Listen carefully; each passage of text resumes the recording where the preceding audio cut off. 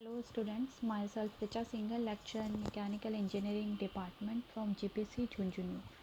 आज हम ME 206 automobile engineering के यूनिट फर्स्ट का टॉपिक 1.4 जिसके अंदर front engine rear wheel drive के बारे में है, layout of conventional type vehicle. तो ये जो डायग्राम दिख रहा है ये front engine rear wheel drive है, उसी का है। इससे पहले हमने 1.3 के अंदर कंपोनेंट्स ऑफ ऑटोमोबाइल पढ़ा था जिसके अंदर ट्रांसमिशन सिस्टम नहीं बताया था। तो ट्रांसमिशन सिस्टम के अंदर आप इसे एक्सप्लेन कर सकते हो। तो ये जो डायग्राम है यही front engine rear wheel drive का डायग्राम है और यही ट्रांसमिशन सिस्टम भी इसी में एक्सप्लेन कर दूँगी मैं। तो बेसिकली होता क्या है, हमारे पास हम मान सकते हैं इंजन प्लस ट्रांसमिशन सिस्टम। तो जो इस डायग्राम में दिख रहा है इंजन के अलावा जो सब पार्ट हैं वो सब ट्रांसमिशन सिस्टम के अंदर आते हैं। ये जो पावर ट्रांसमिट करने का काम करते हैं जो भी पार्ट्स मिलकर वो ट्रांसमिशन सिस्टम के अंदर आते हैं। तो एक्सक्लूडिंग इंजन को छोड़कर ये जो रेस्ट ऑफ द पार्ट्स हैं ये सब ट्रांसमिशन सिस्टम के पार्ट्स हैं। जैसे डायग्राम में दिख रहा है हमें fly wheel, clutch, transmission, gear box, propeller shaft, differential, ये सब ट्रांसमिशन सिस्टम है। ठीक है, तो प्रोसेस क्या होता है इसमें, जैसे इंजन से पावर मिलती है हमें, तो फ्रंट इंजन नाम से पता चल रहा है फ्रंट इंजन फ्रंट एक्सल के ऊपर लगा हुआ है। यहाँ पे फ्रंट एक्सल है, डायग्राम में दिख रहा है सामने वाले एक्सल जिस पे दोनों व्हील्स लगे हुए हैं, 2 व्हील्स लगे हुए हैं, और रेयर एक्सल पीछे वाले एक्सल है जिस पर डिफरेंशियल लगा हुआ है और 2 व्हील्स रेयर एक्सल पे लगे हुए हैं। तो जैसा नाम से पता चल रहा है front engine rear wheel drive, मतलब जो फ्रंट एक्सल पे इंजन है वो फ्रंट एक्सल पे लगा हुआ है, और रियर व्हील ड्राइव मतलब पीछे वाले जो व्हील्स हैं उन पर पावर मिलती है और वो मतलब हमें ड्राइव प्रोवाइड करवाते हैं। तो जो ड्राइविंग मेंबर्स हैं वो रियर एक्सल है। ठीक है, होता क्या है, इंजन होता है, इंजन पावर ट्रांसमिट करता है, तो ये पावर है वो क्लच के थ्रू क्लच शाफ्ट से गियर बॉक्स के अंदर एंटर होती है।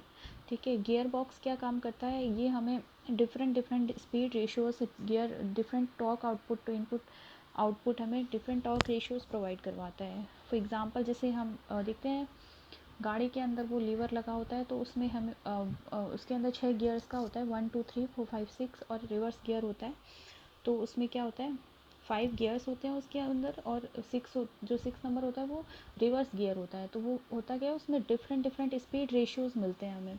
तो जो गियर बॉक्स है वो हमें डिफरेंट स्पीड रेशियोज़ प्रोवाइड करवाता है अकॉर्डिंग टू रिक्वायरमेंट्स। हमें torque output to input output torque output to torque input मतलब टॉक रेशियोज़ प्रोवाइड करवाता है, जैसे अकॉर्डिंग टू रिक्वायरमेंट्स जो भी टॉक रेशियोज़ चाहिए होते हैं हमें वो प्रोवाइड करवाता है। तो पावर होती है वो इंजन से पहले क्लच शाफ्ट में आएगी, क्लच शाफ्ट से गियर बॉक्स के अंदर आएगी, और फिर गियर बॉक्स इनपुट शाफ्ट में आ गई। फिर अकॉर्डिंग टू रिक्वायरमेंट्स हमें टॉक आउटपुट और टॉक इनपुट रेशियोज़ मिल गए, मतलब टॉक रेशियोज़ मिल गए हमें। फिर वो गियर आउटपुट शाफ्ट से प्रोपेलर शाफ्ट के थ्रू रेयर एक्सल को जाती है पावर।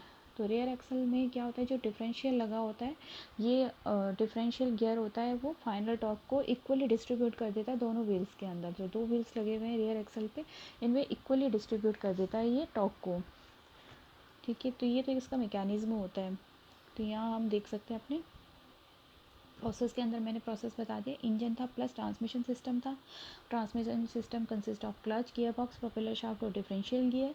पावर प्रोसेस मैंने बता दिया, is transmitted through engine to clutch shaft में गई, then to gear box input shaft में गई। फिर गियर बॉक्स प्रोवाइड हमें करता है 4 5 और इवन 6 डिफरेंट रेशियोज़ प्रोवाइड करवाता है हमें torque output to torque input की।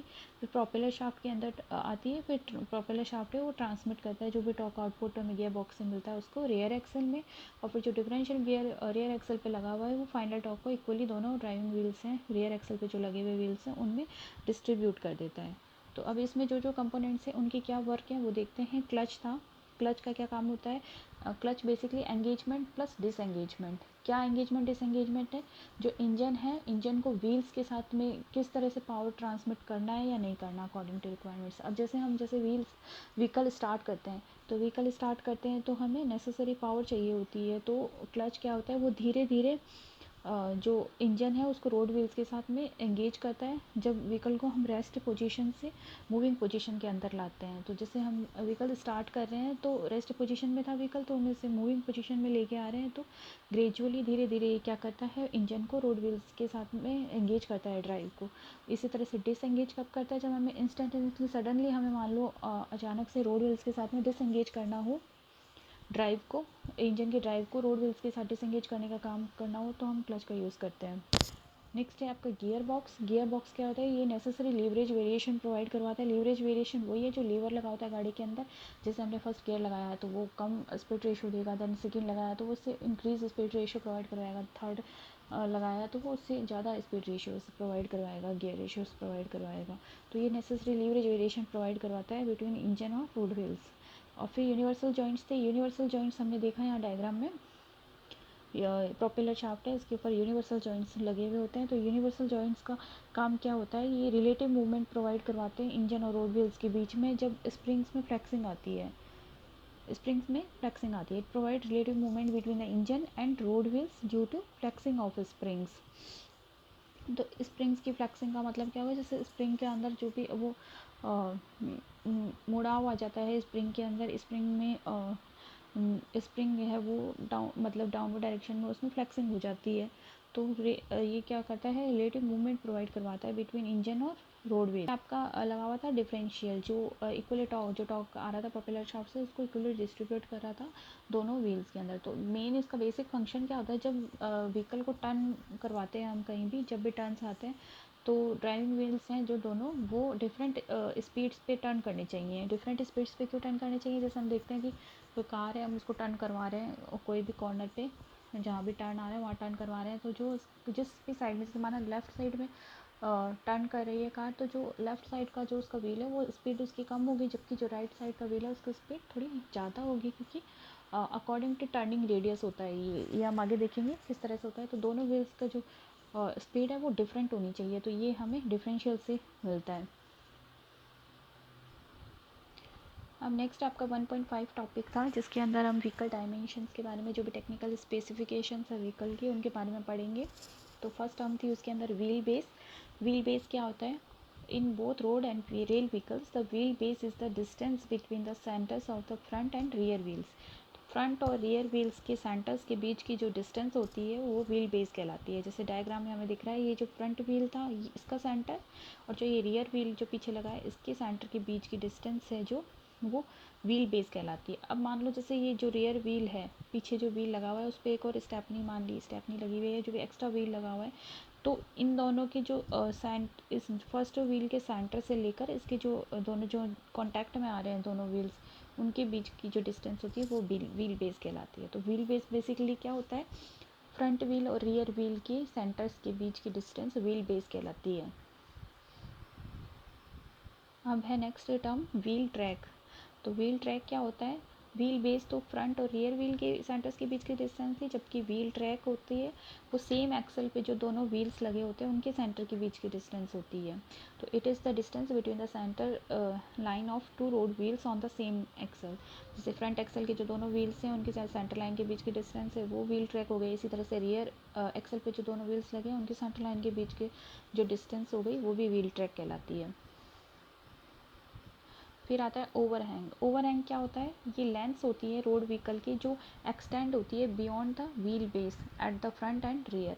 तो फ्रंट में और रियर में जितना व्हीकल एक्सटेंड करता है व्हील बेस से, वो जो उसकी डिस्टेंस होती है वो ओवरहैंग कहलाती है। इस डायग्राम में दिखाया गया है, जैसे जो व्हील बेस था, जो फ्रंट व्हील और रियर व्हील के सेंटर के बीच की डिस्टेंस व्हील बेस थी, अब उसके बाद में जितना जो रेस्ट ऑफ द पार्ट हो गया ना वो ओवरहैंग कहलाता है।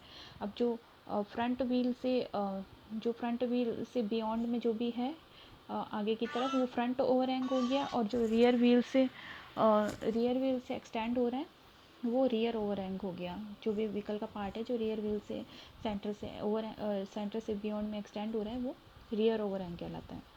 फिर है आपका मिनिमम ग्राउंड क्लियरेंस, ये है एक टॉपिक। तो ग्राउंड क्लियरेंस क्या है, नाम से पता चल रहा है। तो ग्राउंड से जो इसकी नीचे के पार्ट की, जो भी व्हीकल का सबसे नीचे का लोएस्ट पार्ट होता है उसकी ग्राउंड से डिस्टेंस होती है वो ग्राउंड क्लियरेंस कहलाती है। ठीक है, एक्सक्लूडिंग द व्हील्स, व्हील्स को छोड़कर जो भी गाड़ी के नीचे का पार्ट है, सबसे नीचे का पार्ट है, उसकी जो सड़क से हम दूरी देखते हैं वो ग्राउंड क्लियरेंस कहलाती है। इसको जनरली में हम मेज़र करते हैं, height from the ground to the lowest point on the car excluding the wheels, और इट इज़ मेजर्ड इन के अंदर मेज़र की जाती है।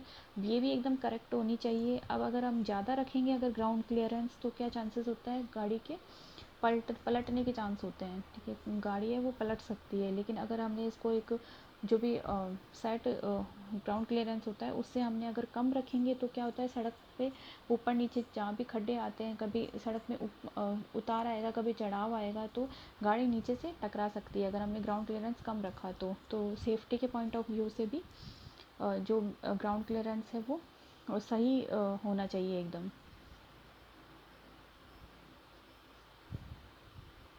फिर एक टर्म आती है मिनिमम टर्निंग रेडियस। तो टर्निंग रेडियस क्या होती है, ये उस सर्कल की, उस छोटे से छोटे सर्कल की रेडियस होती है जिसके अंदर जो व्हीकल है वो मूव कर सकता है, व्हीकल है वो टर्न कर सकता है।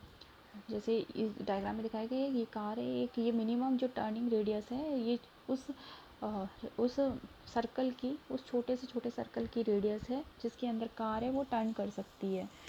If the turning radius of car is small, अगर ये छोटी है then it can easily turn, तो ये आराम से टर्न कर सकती है। हम एग्जांपल लेते हैं जैसे सेडान कार है, तो सेडान कार की क्या होती है, लंबाई ज़्यादा होती है, तो उसको टर्न करने के लिए लंबा सर्कल लेना पड़ेगा, तो उसका टर्निंग रेडियस ज़्यादा होगा। जबकि ऑल्टो हुई उसका जो टर्निंग रेडियस होता है वो कम होता है, क्योंकि उसको टर्न करने के लिए छोटे सर्कल को टर्न करना पड़ेगा, तो उस सर्कल का टर्निंग रेडियस कम होता है, तो हम उसको इजीली टर्न कर सकते हैं। तो इस टाइप की कार्स होती हैं वो इजीली पार्क हो सकती हैं, इजीली टर्न हो सकती हैं, ड्राइविंग करने में भी ईजी होती हैं।